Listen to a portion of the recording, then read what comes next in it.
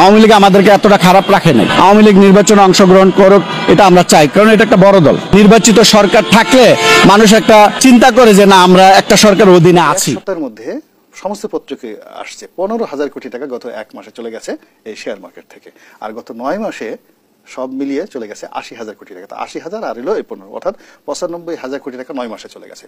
তো 9 মাসে যদি 95,000 কোটি টাকা চলে গিয়ে থাকে, তাহলে 15 বছর যদি ওনাকে চালাতে দেওয়া হয়, তো অবস্থা কি হয়? তো এইগুলোর কারণে কি হলো কি জানেন, কতগুলো কাজকর্ম আছে এগুলো না মানুষের মনে নিজের অজান্তে বেদনা তৈরি করে। আমরা কিন্তু কেউ তাকে বলিনি যে আপনি পদত্যাগ করেন।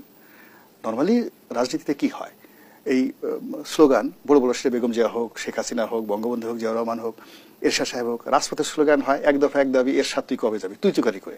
আমরা কি এখন ওনাকে তুই তুকারি করে কিছু বলছি? এক দফা এক দাবি। আওয়ামী লীগ বাংলাদেশের প্রতিটি ঘরে ঘরে আছে, আওয়ামী লীগ কর্মীরা আছে, আওয়ামী লীগের সমর্থকরা আছে। আমি আওয়ামী লীগ করি না। আপনি কি মনে করেন যে আওয়ামী লীগের রাজনীতি একবারে ধ্বংস করে দেওয়া সম্ভব বাংলাদেশ থেকে? এটা যে বলবে সে আসলে ইতিহাস জানে না।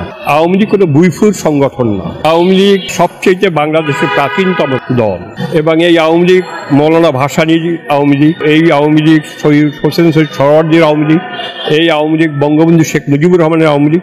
চাইলেই কেউ এটাকে নির্মূল করতে পারে। এটা কোনো স্বাধীনতা না, এটা কোনো স্বাধীনতা না। এটা এরা দল করে দেশের খাওয়ার জন্য আসছে, এরা দেশের লুটপাট করার জন্য আসছে। বর্তমান যেভাবে লুটপাট চলতেছে, তারা খালি লুটপাট করতেছে আর খালি খাইতেছে, আর কাঠি করতেছে। আগে অনেক ভালো ছিলাম, অনেক আগের কোনো তুলনা নাই। আগে যা রাস্তায় খরচ করছি, পাট সিগারেট চা খাইয়া, এই এখন ঘরই দেরি না, মাইলও করে দেরি না।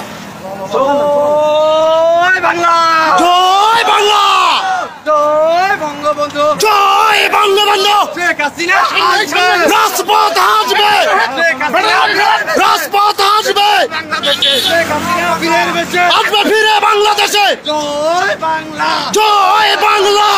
ইউনূস তুই গতি ছাড়, বাংলা ছাড়। ইউনূস তুই রাজাকার, এই মুহূর্তে বাংলা ছাড়। ইউনূস তুই নাচ্চা। জয় বাংলা, জয় বাংলা।